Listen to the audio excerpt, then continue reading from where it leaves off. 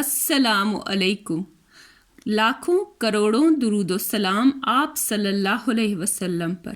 آج کی حدیث، ہرقل یعنی شاہروم نے ان کے پاس قریش کے قافلے میں ایک آدمی بلانے کو بھیجا، اور اس وقت یہ لوگ تجارت کے لیے ملک شام گئے ہوئے تھے، اور یہ وہ زمانہ تھا جب رسول اللہ صلی اللہ علیہ وسلم نے قریش اور ابو سفیان سے ایک وقتی عہد کیا ہوا تھا۔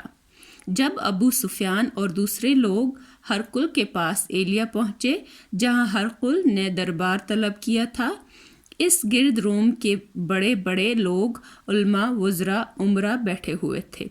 ہرقل نے ان کو اور اپنے ترجمان کو بلوایا، پھر ان سے پوچھا کہ تم میں سے کون شخص مدعی رسالت کا زیادہ قریبی عزیز ہے؟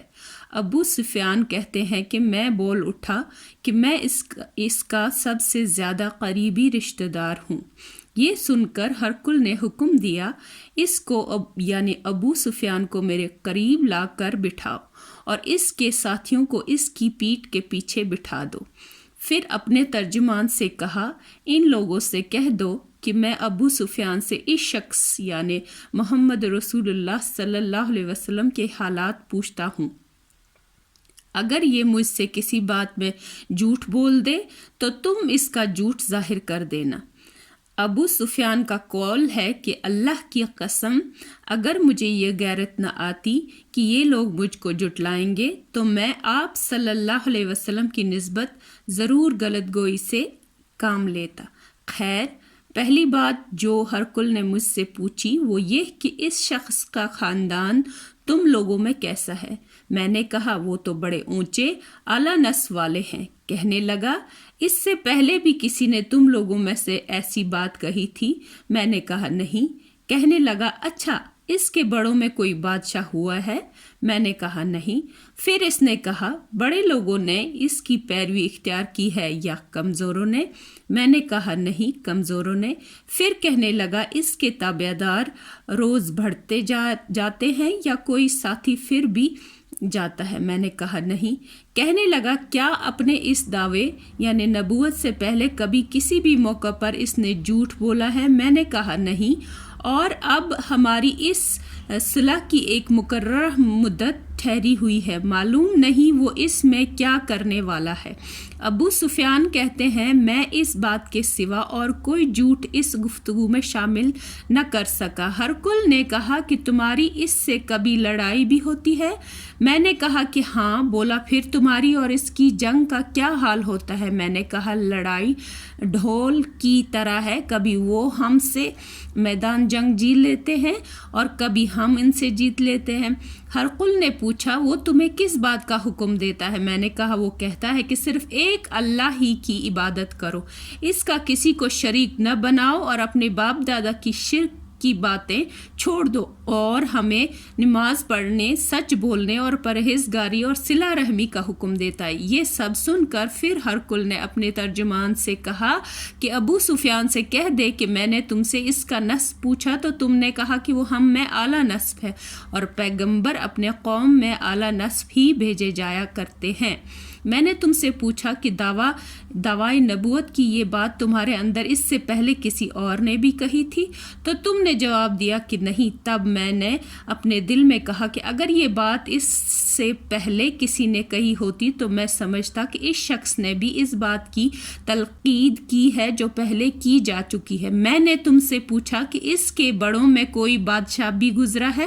تم نے کہا نہیں۔ تو میں نے دل میں کہا کہ ان کے بزرگوں میں سے کوئی بادشاہ ہوا ہوگا تو کہہ دوں گا کہ وہ شخص اس بہانے اپنے آباء و اجداد کی بادشاہت اور ان کا ملک دربار حاصل کرنا چاہتا ہو۔ اور میں نے تم سے پوچھا کہ اس بات کے کہنے یعنی پیغمبری کا دعویٰ کرنے سے پہلے تم نے کبھی اس کو دروغ گوئی کا الزام لگایا ہے؟ تم نے کہا کہ نہیں۔ تو میں نے سمجھ لیا کہ جو شخص آدمیوں کے ساتھ دروغ گوئی سے بچے، وہ اللہ کے بارے میں کیسے جھوٹی بات کہہ سکتا ہے؟ اور میں نے تم سے پوچھا کہ بڑے لوگ اس کے پیرو ہوتے ہیں یا کمزور آدمی؟ تم نے کہا کمزوروں نے اس کی اتباع کی ہے۔ تو دراصل یہی لوگ پیغمبروں کے متبعین ہوتے ہیں۔ اور میں نے تم سے پوچھا کہ اس کے ساتھی بڑھ رہے ہیں یا کم ہو رہے ہیں؟ تم نے کہا کہ وہ بڑھ رہے ہیں، اور ایمان کی کیفیت یہی ہوتی ہے حتیٰ کہ وہ کامل ہو جاتا ہے۔ اور میں نے تم سے پوچھا کہ آیا کوئی شخص اس کے دین سے ناخوش ہو کر مرتد بھی ہو جاتا ہے؟ تم نے کہا نہیں۔ تو ایمان کی خاصیت بھی یہی ہے کہ جن کے دلوں میں اس کی مسرت رچ بس جائے وہ اس سے لوٹا نہیں کرتے۔ اور میں نے تم سے پوچھا کہ آیا وہ کبھی عہد شکنی کرتے ہیں؟ تم نے کہا نہیں۔ پیغمبروں کا یہی حال ہوتا ہے، وہ عہد کی خلاف ورزی نہیں کرتے۔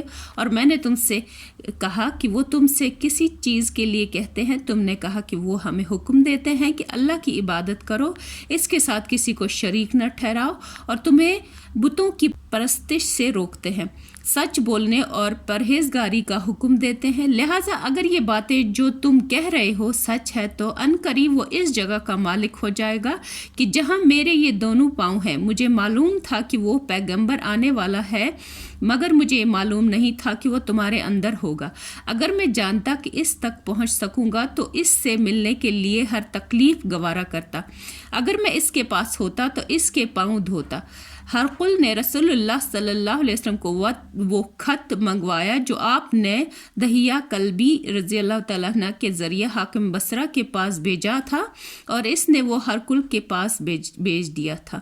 پھر اس کو پڑھا تو اس میں لکھا تھا، اللہ کے نام کے ساتھ جو نہایت مہربان اور رحم والا ہے۔ اللہ کے بندے اور اس کے پیغمبر محمد رسول اللہ صلی اللہ علیہ وسلم کی طرف سے یہ خط ہے، شاہ روم کے لیے۔ اس شخص پر سلام ہو جو ہدایت کی پیروی کرے۔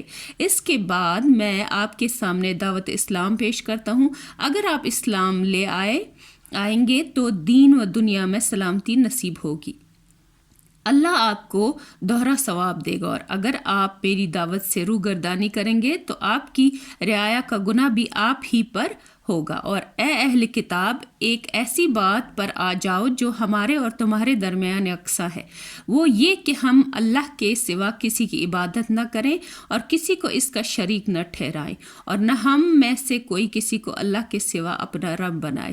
پھر اگر وہ اہل کتاب اس بات سے منہ پھیر لیں تو مسلمانوں، تم ان سے کہہ دو کہ تم مانو یا نہ مانو، ہم تو ایک اللہ کے اطاعت گزار ہیں۔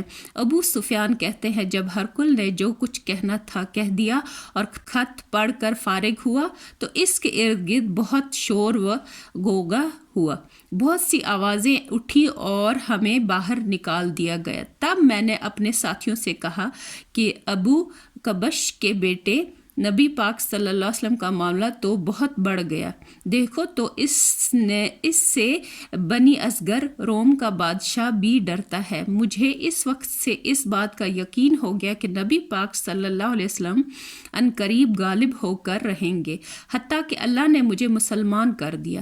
راوی کا بیان ہے کہ اپنے ناتور ایلیا کا حکم ہرقل کا مصاحب اور شام کے نصارہ کا لاٹ پادری بیان کرتا تھا کہ ہرقل جب ایلیا آیا ایک دن صبح کو پریشان اٹھا تو اس کے درباریوں نے دریافت کیا کہ آج ہم آپ کی حالت بدلی ہوئی پاتے ہیں، کیا وجہ ہے؟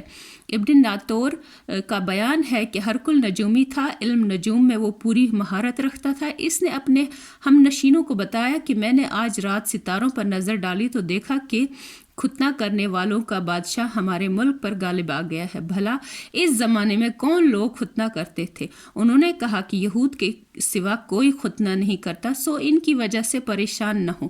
سلطنت کے تمام شہریوں میں سے یہ حکم لکھ بھیجیں کہ وہاں جتنے یہودی ہوں سب قتل کر دیے جائیں۔ وہ لوگ انہی باتوں میں مشغول تھے کہ ہرقل کے پاس ایک آدمی لایا گیا جسے شاہ غسان نے بھیجا تھا۔ اس نے رسول اللہ صلی اللہ علیہ وسلم کے حالات بیان کیے۔ جب ہرقل نے سارے حالات سن لیے تو کہا کہ جا کر دیکھو وہ ختنہ کیے ہوئے ہیں یا نہیں۔ انہوں نے اسے دیکھا تو بتلایا کہ وہ ختنہ کیا ہوا ہے۔ ہرقل نے جب اس شخص سے عرب کے بارے میں پوچھا تو اس نے بتلایا کہ وہ ختنہ کرتے ہیں۔ تب ہرقل نے کہا کہ یہ ہی محمد رسول اللہ اس امت کے بادشاہ ہیں جو پیدا ہو چکے ہیں۔ پھر اس نے اپنے ایک دوست کو رومیہ خط لکھا اور وہ بھی علم نجوم میں ہرکل کی طرح ماہر تھا۔ پھر وہاں سے ہرکل حمص چلا گیا۔ ابھی حمص سے نکلا نہیں تھا کہ اس کے دوست کا خط اس کے جواب میں آ گیا۔ اس کی رائے بھی نبی پاک صلی اللہ علیہ وسلم کے ظہور کے بارے میں ہرکل کے موافق تھی کہ محمد رسول اللہ صلی اللہ علیہ وسلم واقعی پیغمبر ہیں۔ اس کے بعد ہرکل نے روم کے بڑے آدمیوں کو اپنے حمص کے محل میں طلب کیا اور اس کے حکم سے محل کے دروازے بند کر لیے گئے۔ پھر وہ اپنے خاص محل سے باہر آیا اور کہا، اے روم والو، کیا ہدایت اور کامیابی میں کچھ حصہ تمہارے لیے بھی ہے؟ اگر تم اپنی سلطنت کی بقا چاہتے ہو تو پھر اس نبی کی بیعت کر لو اور مسلمان ہو جاؤ۔ یہ سننا تھا کہ پھر وہ لوگ وحشی گدھوں کی طرح دروازوں کی طرف دوڑے مگر انہیں بند پایا۔ آخر جب ہرکل نے اس بات سے ان کی یہ نفرت دیکھی اور ان کے ایمان لانے سے مایوس ہو گیا تو کہنے لگا کہ ان لوگوں کو میرے پاس لاؤ۔ جب وہ دوبارہ آئے تو اس نے کہا، میں نے جو بات کہی تھی اس سے تمہاری دینی پختگی کی آزمائش مقصود تھی، سو وہ میں نے دیکھ لی۔ تب یہ بات سن کر وہ سب کے سب اس کے سامنے سجدے میں گر پڑے اور اس سے خوش ہو گئے۔ بالآخر ہرکل کی آخری حالت یہ ہی رہی۔ ابو عبداللہ کہتے ہیں کہ اس حدیث کو صالح بن قیسان، یونس اور معمر نے بھی زہری سے روایت کی ہے۔ یہ صحیح بخاری کی حدیث نمبر 7 ہے۔ السلام علیکم ورحمۃ اللہ وبرکاتہ۔